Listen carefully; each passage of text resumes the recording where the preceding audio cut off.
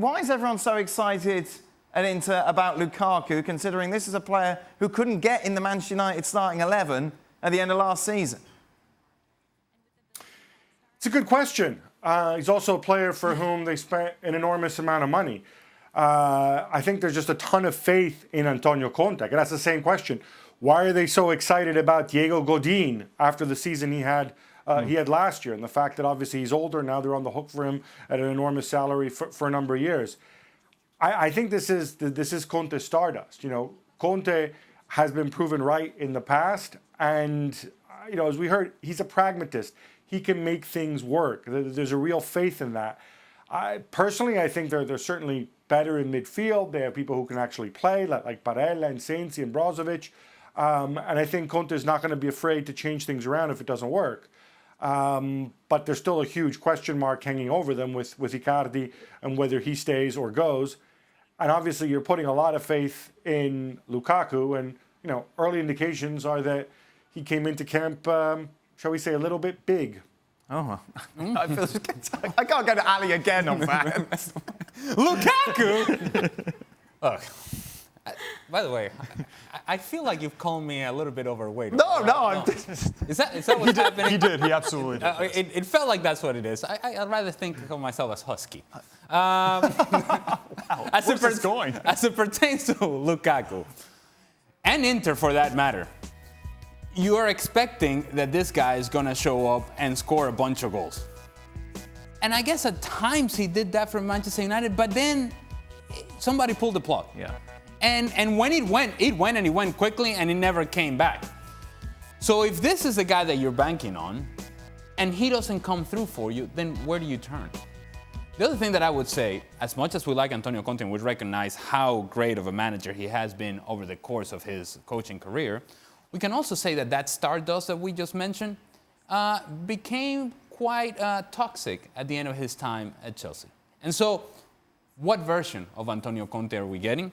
And I think it's a fair question to ask. He's going to get the freedom to say what he wants and do what he wants and so on and so forth because he's calling the shots. Okay. What if things don't go his way? Then what happens then? So Antonio Conte training sessions are notoriously one of the most difficult ones. So any questions, just going back to Romelu Lukaku real quick, he posted a photo showing that he's always been at the 100-kilogram weight limit. He still looked great. Antonio Conte has wanted Lukaku since he was the Chelsea boss. Manchester United outbid Chelsea. There's a feeling, though, that under Conte is going to be played in his right position, right? For Solskjaer, he wanted a striker that can make the run past the final defender. Lukaku's going to be used with his back to goal as a target man. He's going to have a very different striker, Lautaro, next to him. And I think the two could combine quite well. Matteo, let me tell you, that's part of the problem with Lukaku is the fact that because even though he's a big guy, he doesn't really do the hold-up play all that well. He's a guy who, in tight areas, the ball is bouncing away from him, and where you need a guy who can lay the ball off. So Lukaku, with his back to goal, hasn't been great. That's part of the reason as to why it didn't work at Manchester United. Gab? Oh, Ali nailed it. I mean, you read the Italian media, like, oh, look, Lukaku, we have the giant, we have the target man, back to goal, and look, he's going to play in Lautaro and whatnot. The guy hasn't really succeeded as a back-to-goal striker, just as Ali said. Before they were peddling the line, no, we need to bring in Dzeko because Dzeko can play back to goal and he can set up Lukaku. Obviously, Dzeko staying at Roma now. Now they're going a different direction with Alexis Sanchez. I mean, I hate to say it, but we've seen all this before from Inter. Conte may be there now and Marotta and whatever else, but this is still Inter. This is still not clear thinking when it comes to how you want to build a team. The same people who've been buying players in the past are still there. And I'll tell you what, I hope they don't believe what Matteo just said, that, you know, he's going to be the great back-to-goal striker, because, as Ali said, he ain't that at all.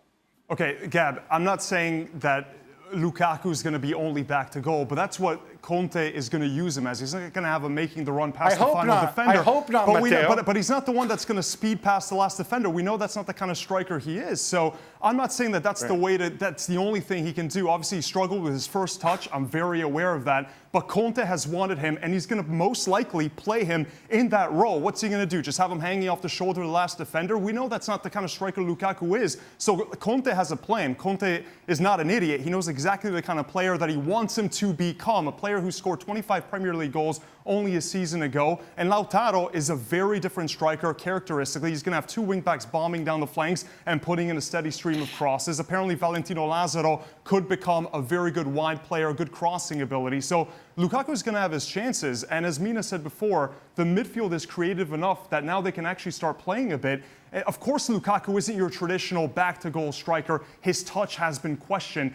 That's how Conte is going to use him. Conte has faith that he can get the best out of Lukaku and use him more as that kind of striker.